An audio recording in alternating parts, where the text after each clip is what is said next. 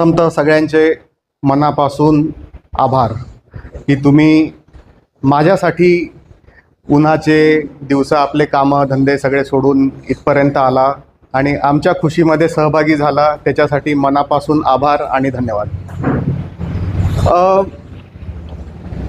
आता सांगायचं झालं तर हे जे यश किंवा कोणताही माणूस कुठेही पोचतो तर तो एकटा स्वतःच्या कारकिर्दीवर किंवा स्वतःच्या मेहनतीने पोचत नाही. त्याच्यामागं बऱ्याचशा लोकांचा हातभार असतो. जसं जेव्हा ॲज कमांडिंग ऑफिसर आम्ही सैनिक संमेलन घेतो किंवा जवानांचा दरबार घेतो, तेव्हा मी नेहमी आपल्या जवानांना एक गोष्ट सांगतो की बक स्टॉप्स ॲट मी.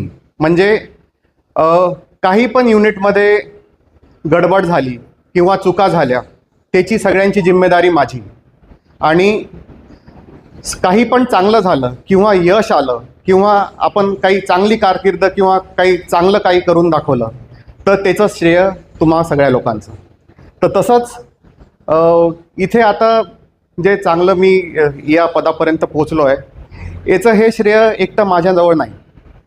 हे श्रेय सगळ्यात आधी तर थोरल्यांच्या आशीर्वादामुळं, की सगळे जे आई वडील, थोरले भाऊ भगिनी, आपल्या प्रांतातले सगळे एल्डर्स, त्यांनी जे आशीर्वाद आणि त्यांनी जो सपोर्ट दिला त्याच्यामुळं अजून चांगलं काम करायचं मोटिवेशन भेटतं. त्याच्यात इन्क्लूड सगळ्यात आधी म्हणजे फॅमिली, आई वडील, भाऊ बहिणी आणि सगळे थोरले. तर म्हणून जसं युनिटमध्ये सांगतो तेच मी आत्ता इथे परत सांगतो की यश किंवा चांगलं जे पण आपण काम केलं आहे त्याचं श्रेय सगळ्यांच्या माथी आहे, माझ्या एकट्याच्या माथी नाही. अजून सांगायचं झालं तर एक माझं ऑब्झर्वेशन आहे की जेव्हा पण आपण ऑल ओव्हर इंडिया नोकरी करतो, वेगवेगळ्या युनिट्समध्ये जातो, सगळीकडे जातो, तर तिथे मराठी लोक तर भेटतात, भरपूर भेटतात, पण आपल्या भागाचे लोक नाही मिळत मला. म्हणजे स्पेशली जुन्नर तालुका हा जो आपला भाग आहे तिथले लोक नाही मिळत. कोल्हापूर, सातारा, सगळीकडे सगळे तिकडचे सैनिक म्हणा किंवा ऑफिसरपदी म्हणा, तिकडचे सगळे लोक भेटतात, पण आपल्या भागातले नाही. हे का बरं ते मला अजून काही समजलं नाही. कारण जेवढं शिवाजी महाराजांचं रक्त आपल्यामध्ये आहे ते कोणामध्ये नाही. मी आपल्या जवानांना नेहमी म्हणतो की मैं जुन्नर का हूँ.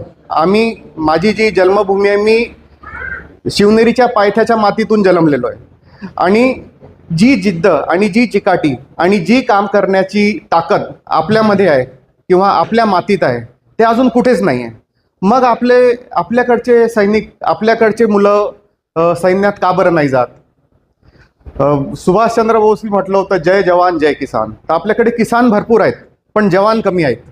आणि कोणत्याही भागाला, कोणत्याही प्रांताला जर प्रोग्रेस करायचा असेल तर जवान आणि किसान दोन्ही प्रोग्रेसिंग असले तर तो भाग पुढे जाईल. का बरं? कारण जेव्हा जवान होतो एक कोणताही माणूस, त्याच्यात डिसिप्लिन येतं, त्याच्यात काम करण्याची जिद्द येते. कितीही काही पण मोठा डोंगरासारखा जर शत्रूसमोर उभा असला तरी त्याच्यावर सर करून त्याच्यावर विजय मिळवण्याची ताकद येते. त्याच्याचमुळे जर आपल्या प्रांतातून जवान आणि किसान हे दोघंही निघतील बाहेर तर आपला प्रांत अजून जास्त प्रोग्रेस करेल असं मला वाटतं.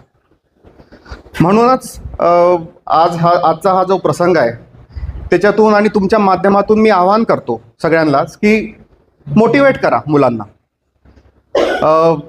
काम चालूच आहे, पण आपल्याला अजून फक्त शाळेत जाऊन भाषण देणे किंवा 15 ऑगस्टच्या दिवशी झेंडावंदन, जय हिंद करणे, त्याच्यापेक्षा आपण सगळे हे जे टोपी घालून एक्स सर्व्हिसमॅन इथे बसलेले आहेत ते तुम्ही आमचे प्रतिनिधी आहात. You are a very big strength of Indian army. जे एक्स सर्व्हिसमॅन लोक म्हणतात ना, आर्मीमधून माणूस रिटायर होऊ शकतो पण तुमच्यातून आर्मी कधी जाऊ नाही शकत. म्हणून तुम्ही आमचे माउथपीस आहात की जेव्हा तुम्ही आपल्या घरी असाल, भाऊबंधांमध्ये बसलेले असाल किंवा कुठं भजन कीर्तन चाललं असेल किंवा कोणता कार्यक्रम असेल, जे पोरं फिरतात त्यांना मोटिवेट करा. अरे जा भरतीला, क्या प्रॉब्लेम आहे, जाओ, ट्राय करो एवढं. आणि तुम्हा सगळ्यांना माहित आहे की जे आर्मीचं लाईफ आहे ते एक खूप समान आहे. त्याच्यात इमानदारीने नोकरी करून आपल्या जिद्दीवर काहीतरी करून दाखवण्याची त्याच्यात कॅपेबिलिटी आहे. म्हणून पोरांना मोटिवेट करा. फक्त सैनिक आणि जवान लेवलवरच नाही, तो ऑफिसर लेवल. ठीक आहे, आजकाल खूप ऑपॉर्च्युनिटीज आहे, त्याच्या हे आपण कार्य अजून पुढे पण नेऊ. पण एक तुम्ही हे इंडिव्हिज्युअल तुम्ही माउथपीस आहे. तुम्ही सगळ्या आपापल्या गावांमध्ये आपापल्या घरी जाऊन जर हा मेसेज दिला तर मला वाटते मेसेज अजून पुढे जाईल, स्ट्रॉंग होईल. शेवटी अजून बस आभार व्यक्त करतो माझे. आणि तुम्ही सगळे इथं आला आमच्यासाठी, आमच्या आनंदात सहभागी झाला म्हणून धन्यवाद. जय हिंद, जय महाराष्ट्र.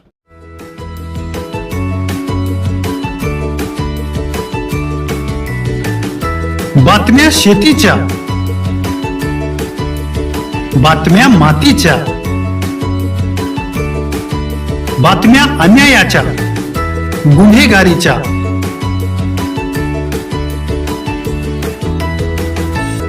राजकारणाच्या आणि समाजकारणाच्या,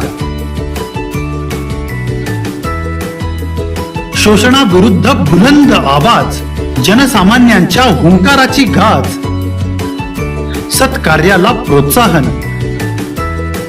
दुष्कृत्याला अनुशासन, निर्भीड, निस्पृह, सडेतोड, बेधडक आणि रोखटोक म्हणजेच विघ्नहर टाइम्स. शोध बातमीचा, ध्यास सत्याचा. आपलं चॅनल, आपली बातमी.